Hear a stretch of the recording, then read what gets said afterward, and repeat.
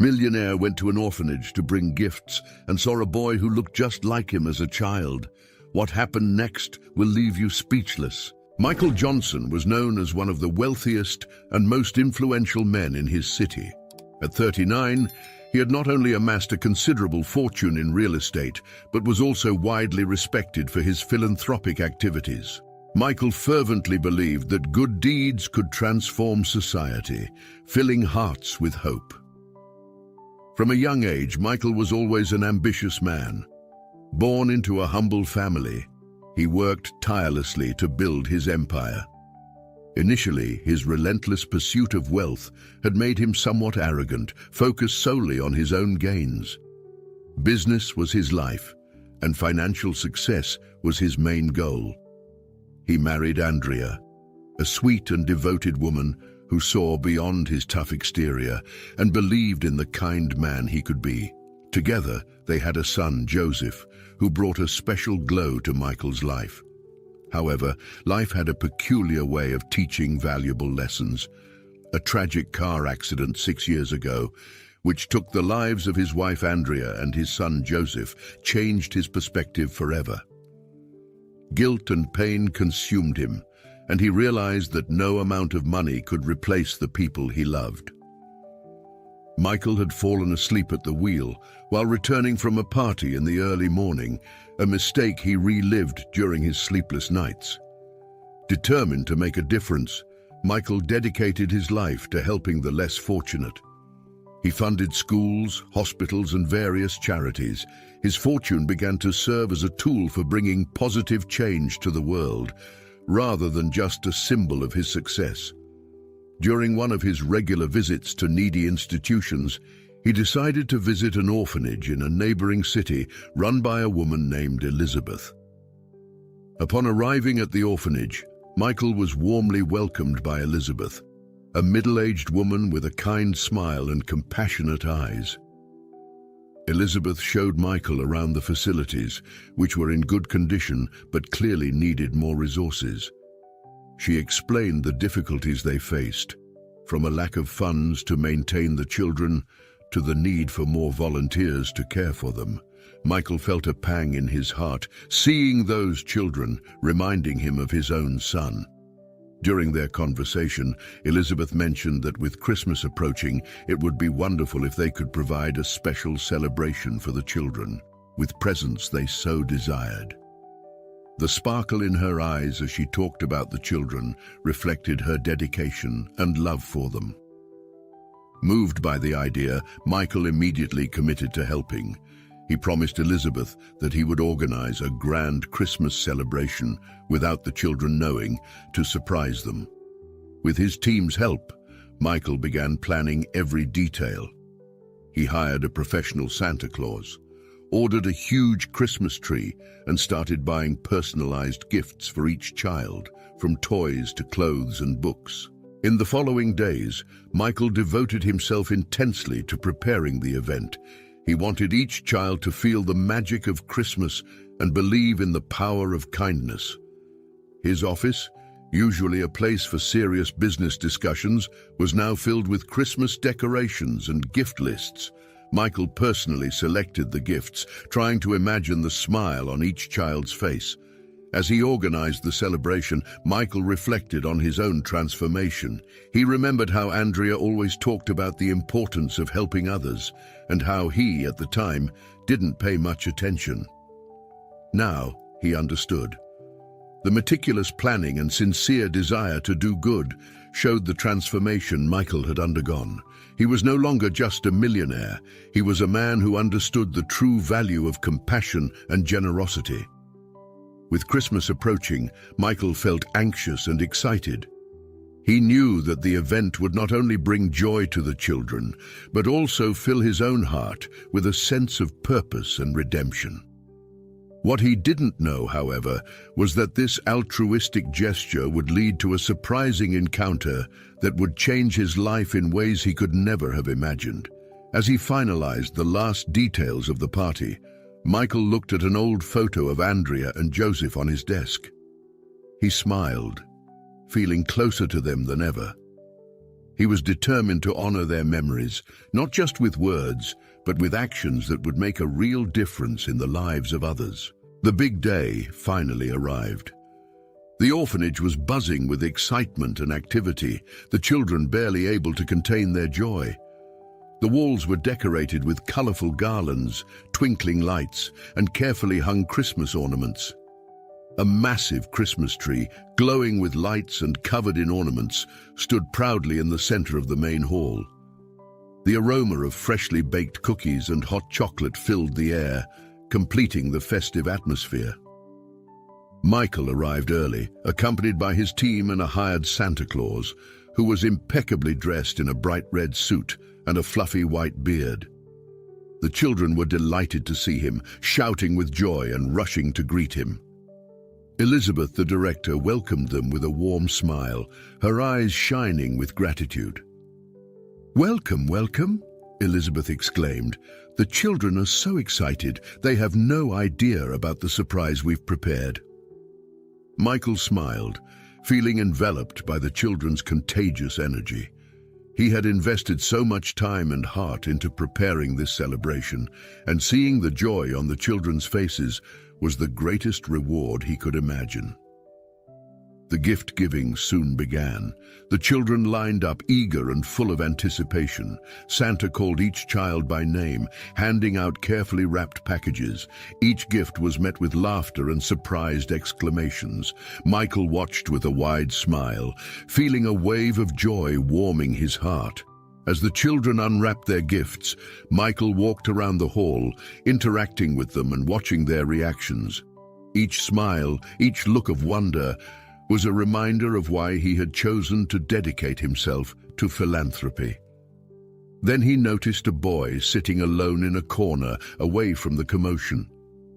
The child had messy brown hair and large, curious eyes. There was something in his shy expression that caught Michael's attention. He decided to approach, bringing with him a specially wrapped gift. "Hello, may I sit here with you?" Michael asked gently. The boy, with his head down, said nothing. Michael smiled and sat beside him, extending the gift. "This is for you. I hope you like it." The boy hesitated for a moment, but then accepted the gift with trembling hands. Slowly, he began to unwrap the package, revealing a shiny, remote-controlled car. "Thank you," he murmured, barely audible. "You're welcome. What's your name?" Michael asked. "Matthew," the boy replied, still gazing at the gift with admiration. When Matthew finally looked up at him, Michael felt a shiver run down his spine. There was something unsettlingly familiar about the boy. It was as if he were looking into a mirror of his own past. The resemblance was striking. The same face shape, the same expressive eyes. He started to sweat and his hands trembled slightly. "Do you like remote-controlled cars, Matthew?" Michael managed to ask, trying to keep his composure. Matthew nodded, still smiling. "Yes, very much. I've never had one before." Michael took a deep breath, trying to process the flood of emotions he was feeling. The sight of Matthew brought painful memories of his own son, Joseph. The similarity between the two boys was disturbing and inexplicable. After handing out the remaining gifts, Michael stood up and went to find Elizabeth. He needed to learn more about Matthew and why he seemed so much like his own son. "Elizabeth, can I talk to you for a moment?" he asked, finding her near the Christmas tree. "Of course, Michael. Is everything okay?" Elizabeth asked, noticing the serious expression on his face. "I met a boy here. His name is Matthew. There's something about him. He reminds me of someone I knew a long time ago. Can you tell me more about him?" Elizabeth nodded, leading Michael to a quieter corner of the hall. "Matthew is 7 years old.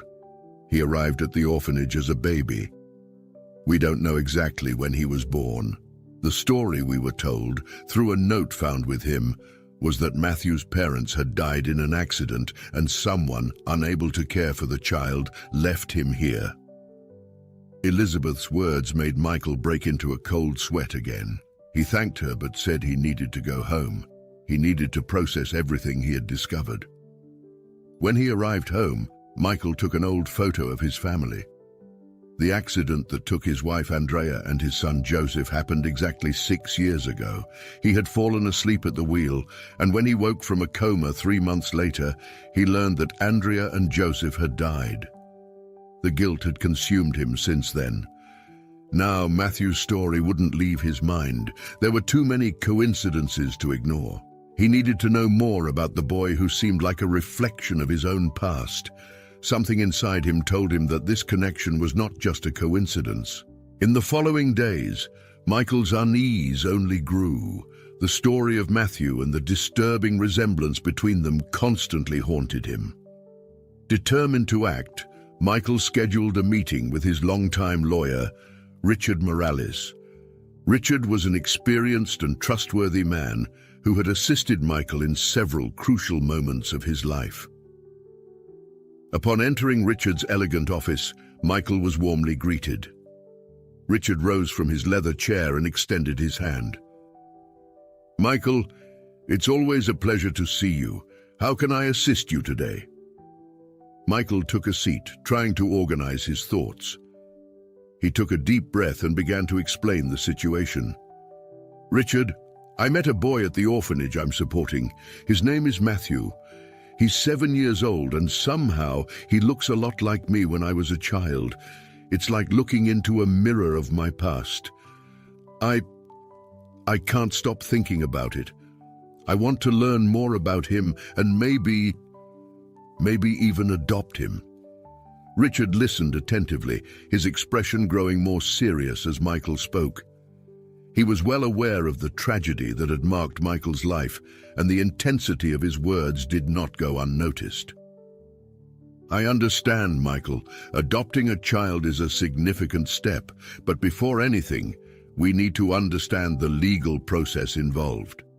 Adoption can be a long and complex process, especially if there are no clear records about the child's biological parents." Michael nodded, feeling a knot in his stomach. He knew it wouldn't be easy, but he felt he had to do it. "I want to do everything correctly, Richard. I don't know where to start." Richard took out a notepad and began jotting down notes. "First, we need to gather all available documentation about Matthew.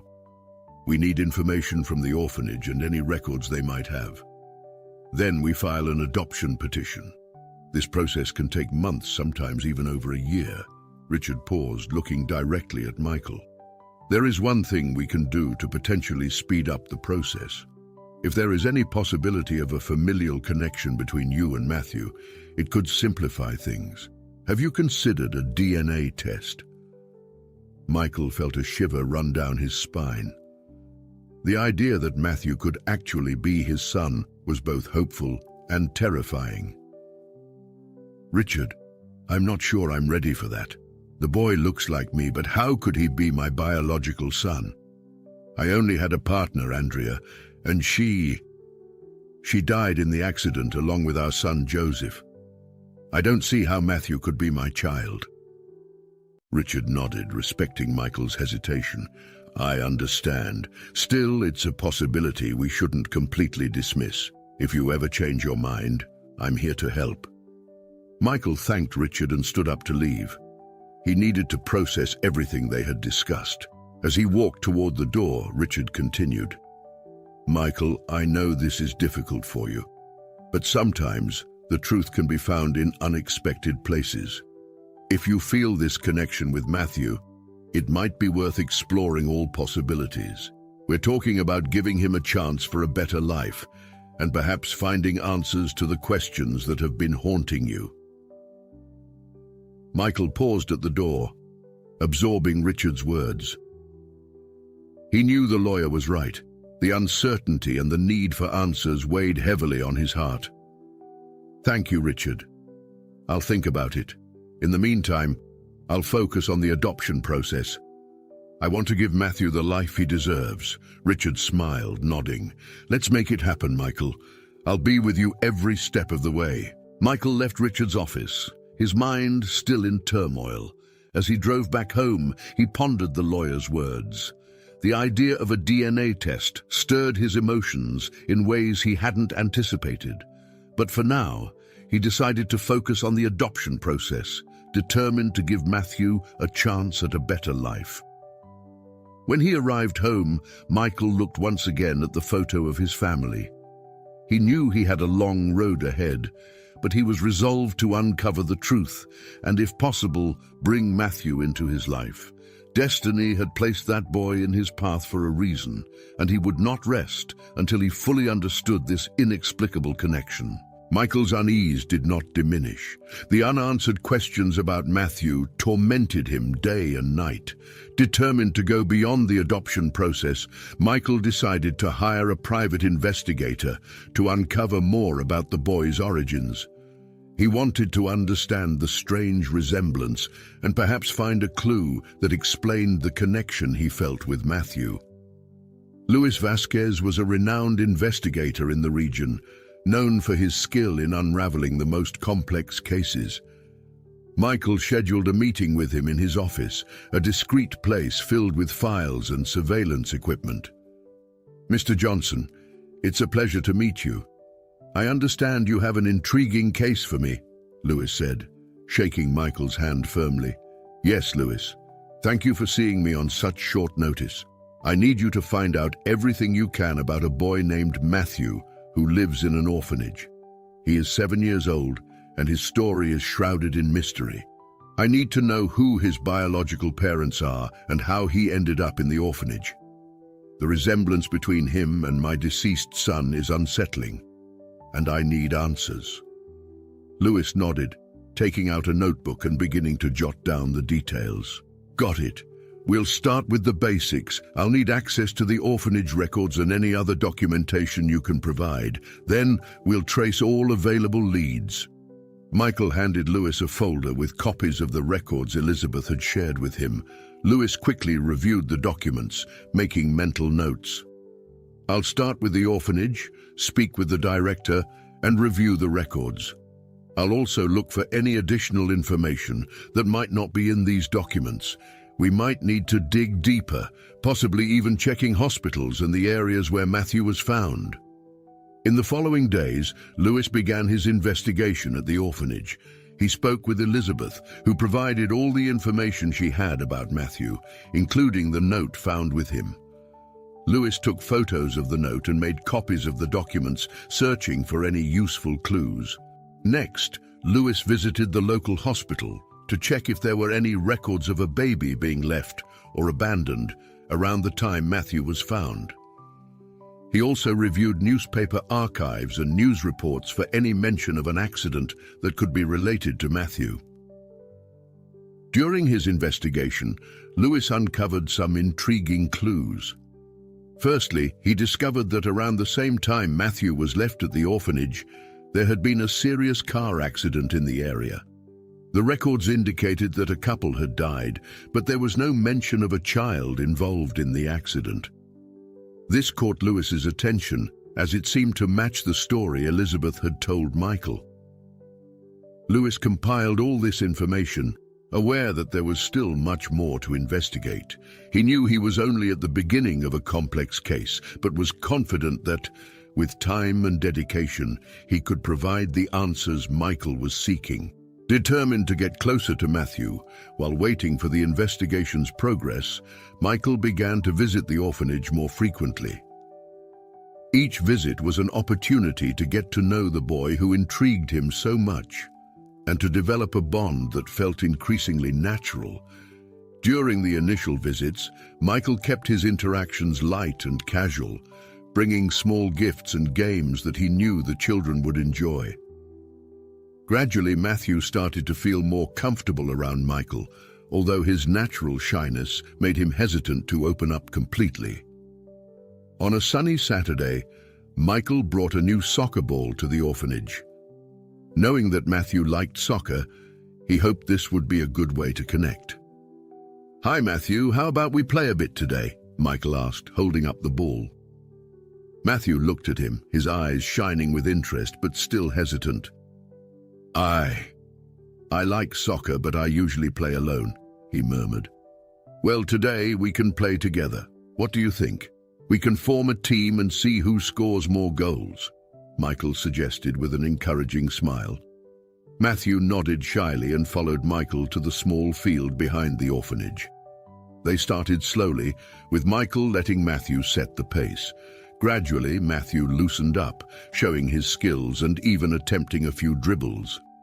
Michael, though not as skilled as the boy, genuinely enjoyed himself. After an hour of playing, both were exhausted but happy. They sat on the grass to rest, and Michael took the opportunity to chat more with Matthew. "You play really well, Matthew. Have you been practicing for a long time?" Michael asked, trying to learn more about the boy's interests. Matthew smiled, proud of his performance. "I've liked playing since I was little. At the orphanage, whenever I can, I stay here kicking the ball. It makes me feel free." "I understand. And besides soccer, what else do you like to do?" Michael asked, curious about Matthew's other interests. "I like reading adventure stories and playing with cars. Sometimes I draw too. I like to imagine different places and draw them," Matthew replied, still shy but more open than before. "Drawing? That's amazing.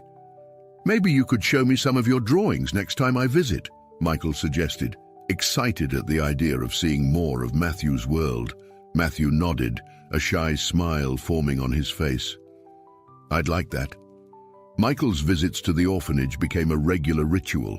Every time he arrived, the children gathered around him, but he always set aside special time for Matthew. They played soccer, read books together, and as promised, Matthew showed his drawings. Michael was impressed by the boy's creativity and talent, with Matthew drawing fantastic worlds and adventures that seemed straight out of a fairy tale. Over time, Matthew began to open up more about his hopes and dreams. He talked about wanting to be a professional soccer player, or perhaps a famous artist, traveling the world and seeing different places.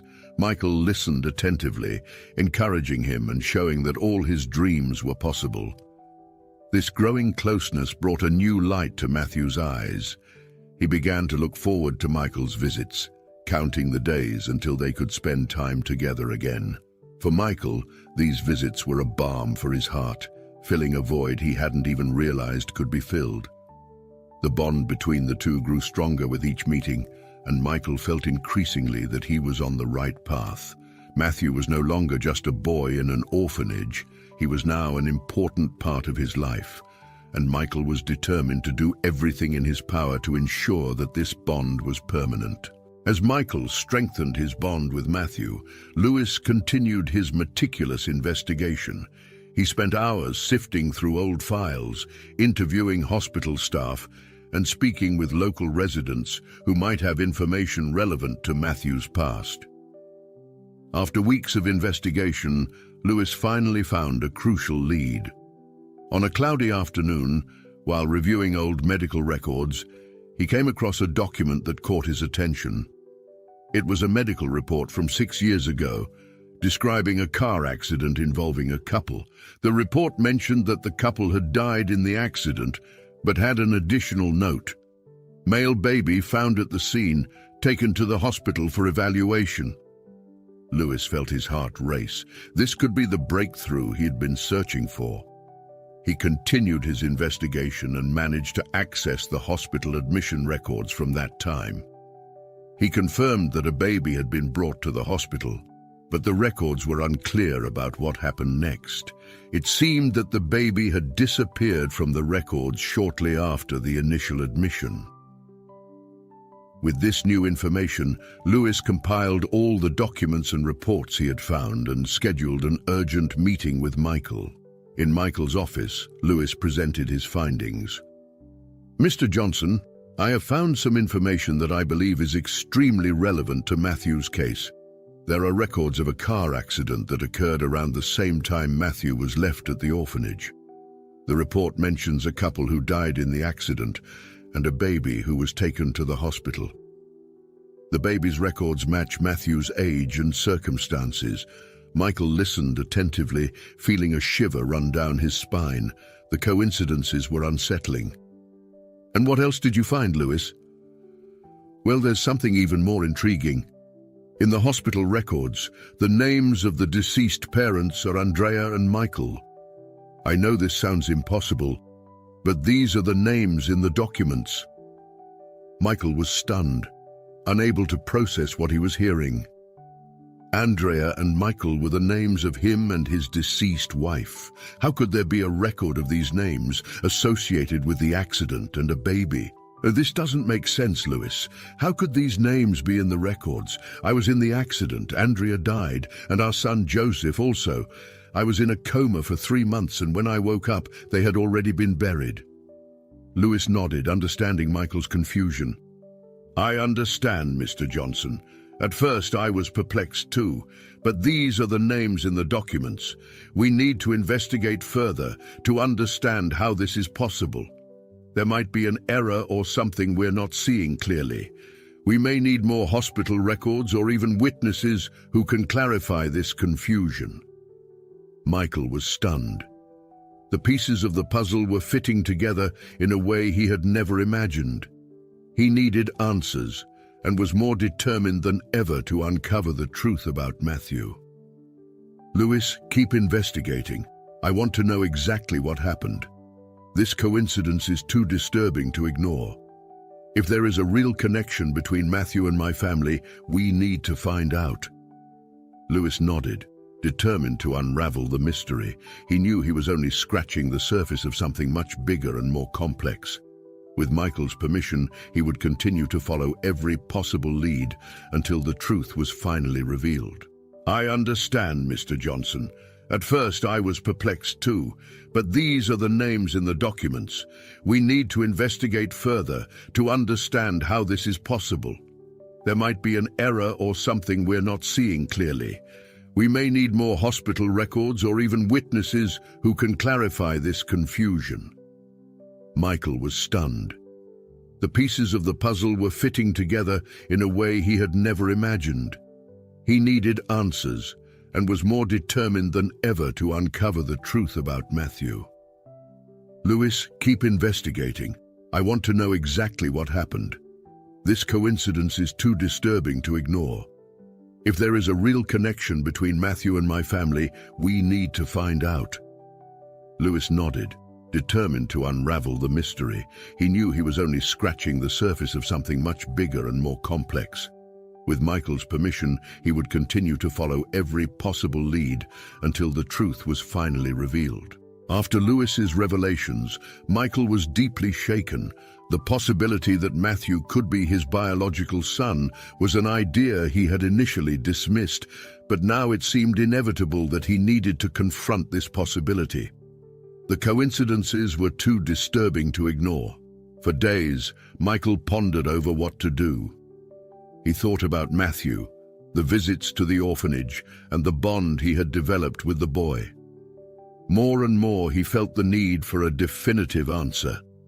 The uncertainty consumed him, and he knew there was only one way to obtain the truth: a DNA test. On a cold winter morning, Michael made his decision. He scheduled a meeting with Richard, his lawyer, to discuss the next steps.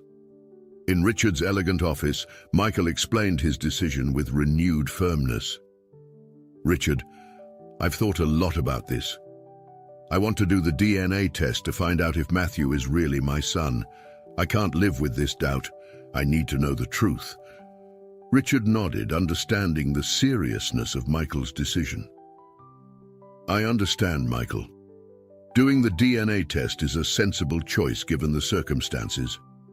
We'll prepare everything discreetly to protect Matthew's privacy and ensure the results are accurate." Preparations for the DNA test began immediately. Richard arranged for the collection of samples from Michael and Matthew, ensuring that everything was done professionally and confidentially. Michael explained the situation to Elizabeth, who, although surprised, agreed to help. When the day for the sample collection arrived, Michael was nervous. He went to the orphanage to pick up Matthew, trying to stay calm so as not to worry the boy. On the way to the clinic, Matthew seemed intrigued, but trusted Michael. "Where are we going, Michael?" asked Matthew, looking out the car window. "We're going to a clinic to do a test, Matthew. It's just to make sure of a few things. It won't hurt, I promise," Michael replied, trying to reassure him. As they drove, Matthew marveled at the luxurious interior of the car. "This car is really cool. I've never been in a car like this before. At the orphanage, we only ride buses when we go on outings." Michael smiled, appreciating Matthew's enthusiasm. "I'm glad you like it. Who knows, one day we might go on many outings together." At the clinic, the sample collection was quick and painless. Matthew was brave, following the nurse's instructions carefully. Michael, on the other hand, was a bundle of nerves. Every second felt like an eternity as he waited for the procedure to be completed. After the samples were collected, Michael and Matthew returned to the car. On the way back to the orphanage, Matthew couldn't hide his curiosity. "Michael, why do we need to do this test? Is it to see if I'm sick?" Michael took a deep breath, trying to find the right words. "No, Matthew. It's not to see if you're sick. It's just to make sure of some important things. You're a very special child to me, and I want to make sure everything is okay." Matthew seemed satisfied with the answer, though still a bit confused. "I trust you, Michael. If you say it's important, then it must be." In the following days, the wait for the results was agonizing. Michael could barely concentrate on his business. His nights were restless, and his thoughts always returned to Matthew. He imagined all possible scenarios, trying to prepare himself emotionally for any outcome. Meanwhile, he continued to visit Matthew regularly at the orphanage, maintaining their activities and conversations. Each visit strengthened the bond between them, making it even more crucial for Michael to discover the truth. The waiting days were finally over. The phone call from Richard, informing that the DNA test results were ready, brought a mix of relief and anxiety to Michael. He knew he was about to discover the truth, a truth that could change his life forever. The next morning, Michael headed to Richard's office. The journey there seemed longer than usual, each traffic light and each turn increasing his anxiety. When he finally arrived, he took a deep breath before entering. Richard was waiting for him in the meeting room, an unopened envelope in hand.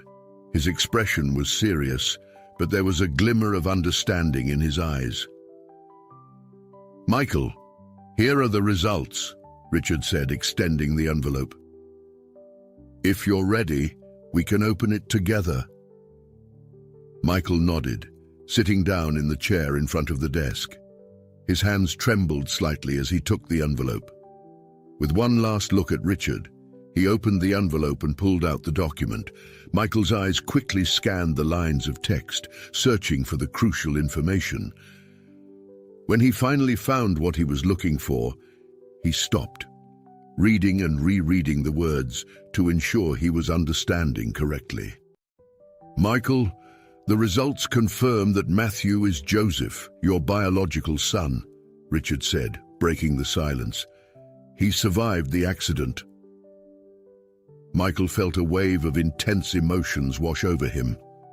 Tears welled up in his eyes as he tried to process the news.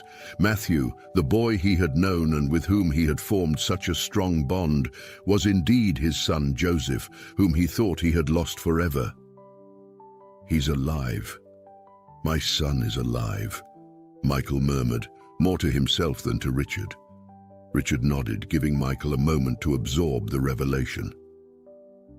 "This changes everything, Michael. Now we can initiate the adoption process more directly, as you are Matthew's biological father. This should significantly expedite the legal process."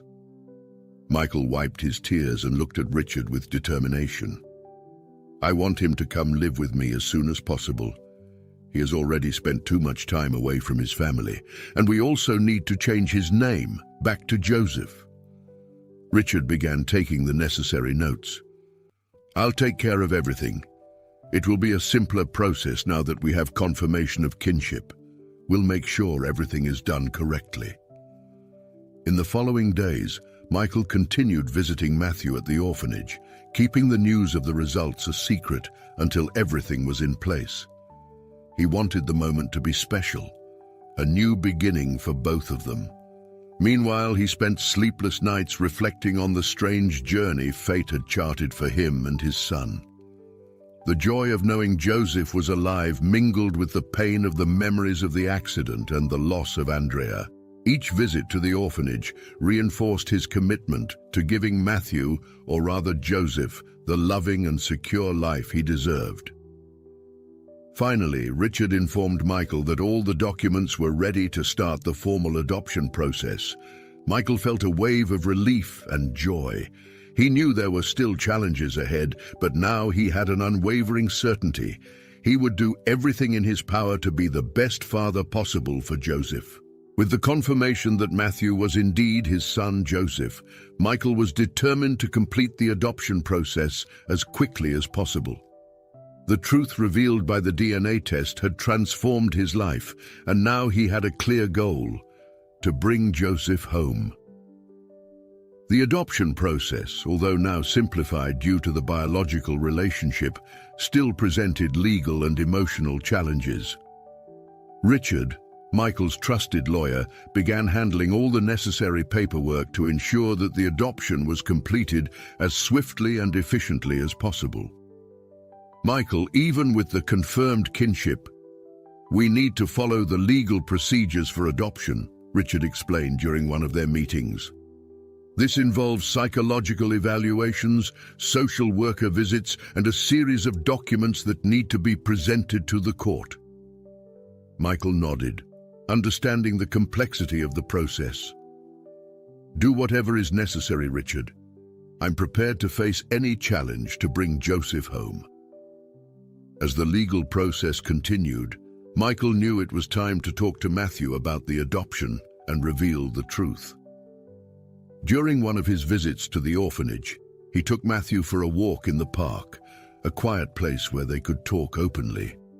Sitting on a bench under the shade of a large tree, Michael looked into Matthew's eyes and held his small hands. "Matthew, I have something very important to tell you," Michael began, his voice soft and filled with emotion. "Remember the test we did some time ago? The results showed something incredible. You're not just a special child to me. You are my biological son. You are Joseph, my son whom I thought I had lost in the accident." Matthew looked at Michael with wide eyes, processing the information. "I'm really your son?" he asked, his voice filled with surprise and hope. Michael nodded, tears streaming down his face. "Yes, you are my son, Joseph, and I want to adopt you officially so that we can be a family again." Matthew began to cry, but a smile lit up his face. He hugged Michael tightly. "I always felt that you were special to me, Daddy. I also want to be part of your family." With the revelation made and the bond between them strengthened, Michael continued to move forward with the adoption process. Richard organized all the necessary evaluations, and social workers visited Michael's home, checking the safe and loving environment he was prepared to offer Joseph. Finally, the day of the court hearing arrived. Michael, accompanied by Richard and Matthew, entered the courtroom. The judge reviewed all the documents and evaluations presented, patiently listening to Richard's explanations. "Mr. Johnson," the judge said, looking directly at Michael, "the documents are in order, and all evaluations indicate that you are a capable and dedicated father. I am inclined to approve this adoption. However, there is a request to change the child's name. I would like to hear your opinion on this." Michael looked at Matthew, who was by his side, holding his hand. He recalled their conversations about the name. Matthew had expressed a desire to keep part of his identity from the orphanage. "Your Honor," Michael began, "Matthew requested to keep part of his name from the orphanage. In gratitude for the place that cared for him for so long, we would like to change his name to Joseph Matthew Johnson." The judge smiled and nodded. "That is a very nice gesture. The adoption is approved and the child's name will be officially Joseph Matthew Johnson." Michael felt a wave of relief and joy. He thanked the judge, the lawyer, and everyone who helped with the process. As they left the courthouse, he knelt beside Joseph Matthew and hugged him tightly. "Joseph Matthew, now we are officially a family," Michael said, emotional. Joseph Matthew smiled, his eyes shining with happiness. "I'm so happy, Daddy. Thank you for everything." "I'm happy too, son. Let's go home. We have so much to do together." As Michael and Joseph Matthew began to adjust to their new life together, Lewis continued his tireless investigation. The truth about how Joseph Matthew survived the accident and ended up in the orphanage was still shrouded in mystery, and Lewis was determined to uncover the whole story. After weeks of research and interviews, Lewis finally found a crucial lead. He managed to locate Amelia, the nurse who had worked at the hospital at the time Joseph Matthew was brought in after the accident. Amelia had left the hospital abruptly and seemed to have vanished, but Lewis, with his investigative skills, tracked her down to a small town on the outskirts. Lewis traveled to the town and, with the help of local contacts, arranged a meeting with Amelia at a discreet cafe. When he arrived, he found a middle-aged woman with a tired but determined expression. "Amelia, my name is Luis Vasquez. I'm a private investigator, and I'm here to talk about a case you know well," Lewis began, trying to stay calm. Amelia looked at him, initially suspicious, but then nodded. "I know why you're here. It's been a long time, but I knew someone would come after me someday." Lewis leaned forward, his eyes fixed on hers.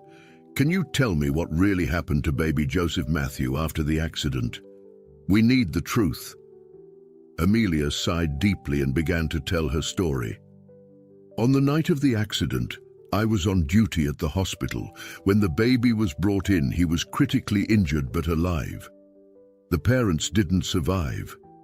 I was approached by a man who offered me a large sum of money to hand over the baby to him. He said the child would be well taken care of, but something seemed off. When I refused, he threatened me.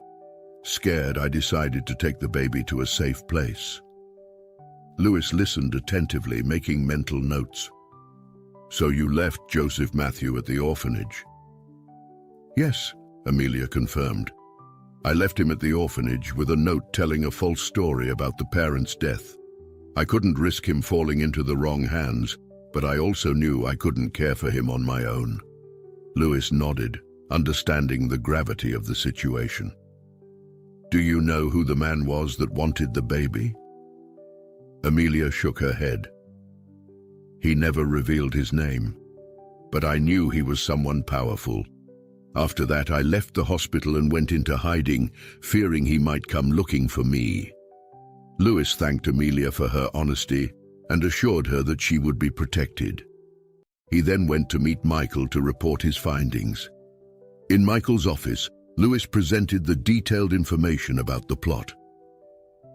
"Michael, we have Amelia's confession. She explained that she was coerced into handing over Joseph Matthew, but instead left him at the orphanage to protect him." Michael felt a mix of anger and relief. "Who was responsible for this, Lewis? Who tried to take my son?" "Unfortunately, Amelia couldn't identify the man, but we're closer to finding out. The important thing is that we know Joseph Matthew was taken to the orphanage as an act of protection, not negligence." The information was turned over to the authorities, who began an investigation into the kidnapping and threats. Amelia agreed to testify, providing details about the man who approached her. With her testimony, authorities started tracking potential suspects. Amelia's legal consequences were mitigated by her role in protecting Joseph Matthew and her willingness to cooperate with the investigation. She was placed under witness protection while the search for the mysterious man continued. For Michael, the revelation of the truth brought a sense of closure. He knew there was more work to be done to ensure Joseph Matthew's safety, but now he understood the chain of events that led his son to the orphanage. Grateful to finally have the truth, he focused on building a secure and happy future for his new family. With Amelia's confession and the new leads obtained, the investigation into the mysterious man who tried to take Joseph Matthew gained momentum. Lewis, determined to uncover the full truth, redoubled his efforts to identify and capture the culprit. Utilizing all his resources and contacts, he finally secured a solid lead. The details provided by Amelia, combined with old hospital records and information from other witnesses, led Lewis to a dubious businessman in the area known as Alejandro Delgado. Alejandro had a history of involvement in illegal activities, including document forgery and kidnappings.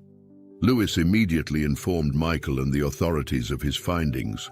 The police organized an operation to arrest Alejandro and gather all necessary evidence for his conviction. On the morning of the operation, Lewis accompanied the police to Alejandro's mansion. The tension was palpable as officers surrounded the property.